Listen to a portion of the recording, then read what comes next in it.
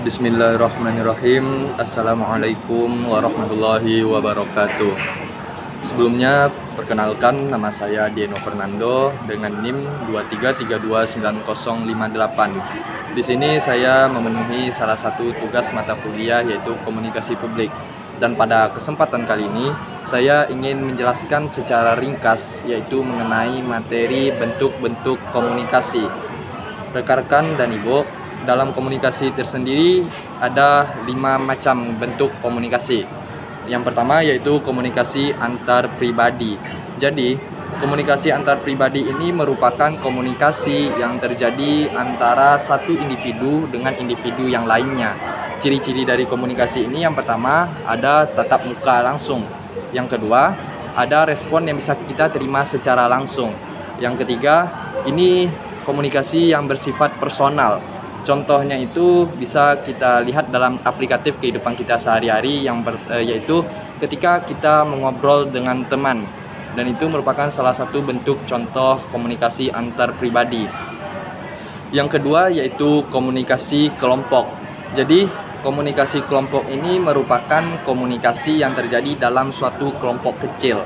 Ciri-ciri dari komunikasi kelompok yaitu terjadi lebih dari 2 orang. Kalau satu tadi komunikasi antar pribadi, yang kalau lebih dari 2 berarti itu komunikasi kelompok. Yang kedua yaitu ciri-cirinya ada tujuan bersama yang ingin dicapai.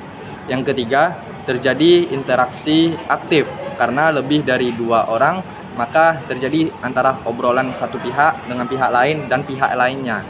Contohnya bisa kita lihat kalau di kuliah ya, itu berupa ketika kita membuat tugas makalah, biasanya kelompoknya lebih dari 2, jadi mereka berkomunikasi untuk tujuannya menyelesaikan makalah.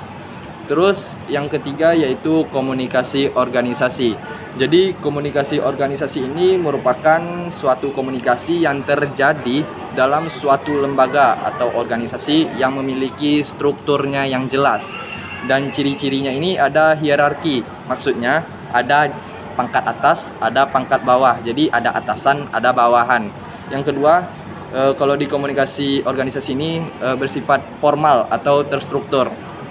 Contohnya di lingkungan kuliah kita ini kayak adanya organisasi hima, organisasi BEM, dan lain sebagainya. Jadi mereka dalam suatu forum menengah, mereka berkumpul untuk membahas suatu tujuan tertentu, dan mereka ada terjadi secara formal dan ada atasannya, ada bawahannya, dan itu terstruktur. Yang keempat yaitu komunikasi massa.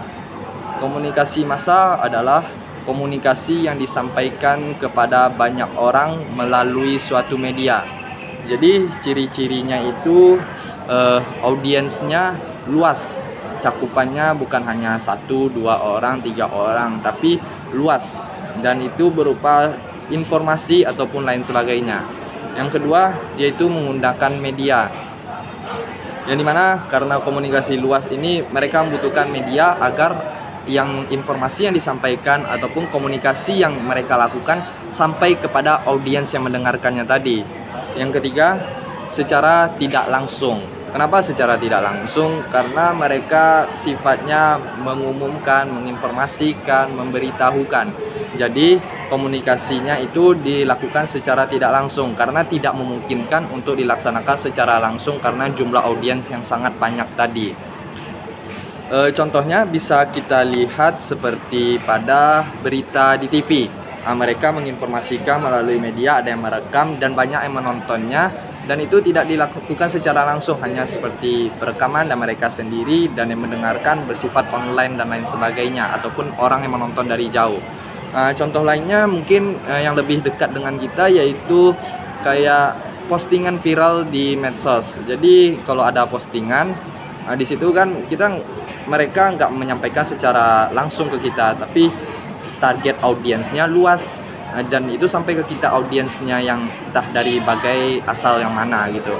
Terus contoh lainnya seperti konten-konten yang ada di YouTube, mereka melakukan secara tidak langsung tapi tersebar kepada audiens yang berasal dari berbagai daerah tadi. Terus yang kelima ada komunikasi antar budaya. Jadi komunikasi antar budaya ini terjadi antara orang yang memiliki latar belakang budaya yang berbeda. Budaya A yang ini, budaya B yang ini jadi berbeda. Dan di sini biasanya terjadi ciri-ciri yang sangat mendasar, yang dimana itu terjadi perbedaan bahasa, adat, atau kebiasaan. Dan di sini perlu kita saling memahami karena perbedaan latar budaya ini kita memerlukan tingkat toleransi yang tinggi. Contohnya, ketika kita orang merantau lah, ketika kita berada di daerah lain, kita berbicara dengan orang daerah lain, itu merupakan salah satu komunikasi antar budaya. Terus yang kedua, ketika interaksi dengan turis asing, ketika mungkin contohnya ke Bali lah yang banyak turis asingnya, di situ kita mengobrol dengan interaksi dengan turis asing. Jadi bahasa mereka berbeda, bahasa kita berbeda. Itu merupakan antar budaya antara yang A dan B berbeda. Terus yang ketiga, perbedaan cara menyapa, entah antara daerah yang satu dengan daerah yang lainnya cara menyapanya berbeda. Jadi itu merupakan salah satu bentuknya. Contohnya mungkin ketika aplikatifnya itu berupa cara berbicara orang Minang dengan orang Jawa. Jadi sehingga perlu menyesuaikan dalam komunikasi, entah dari segi logatnya yang perlu saling memahami ataupun dari penggunaan bahasanya yang memang berbeda dan itu perlu kita sesuaikan. Mungkin itu adalah sedikit penjelasan dari saya terkait 5 bentuk komunikasi. Semoga bisa dipahami dan terima kasih atas kesempatannya. Saya tutup dengan mengucapkan wabillahi taufik wal hidayah. Wassalamualaikum warahmatullahi wabarakatuh.